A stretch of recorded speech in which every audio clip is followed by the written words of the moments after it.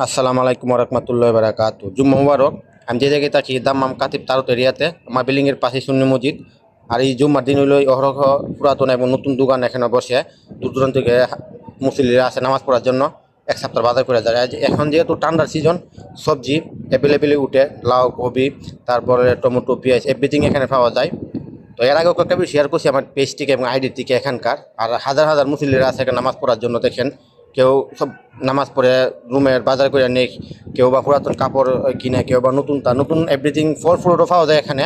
মোবাইলে চার্জার থেকে দূরে কেবল থেকে দূরে জুতা এভরিথিং মানে যা আপনার লাগবে। এবং দেশে যেতে গেলে অনেক কিছু অনেক বিটকিস কম্বল পুরাতন নতুন নতুন মালও এখানে পাওয়া যায়। এই যে কম্বল কত সুন্দর করে বাস করে লাগছে।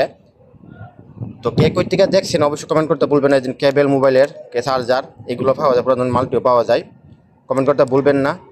এই হলো আমাদের ফার্নিচার সরাইলের লোক, এরাও ব্যবসা করে, মালটা কমলা, বাচ্চাদের খেলনা পাওয়া যায়। তো আসলে মানে বোঝা যায় যে আমরা আসলে বাংলাদেশে আছি জম্মার দিন হইলে। যে তরমুজ দুই কালারের তরমুজ এখানে আছে। তো ভালো থাকবেন, আর ভালো লাগলে শেয়ার করবেন। উপর থেকে ভিডিওটা নিলাম আমার বিল্ডিংয়ের উপর থেকে। আসসালামু আলাইকুম রহমতুল্লাহ বারাকাতুহু।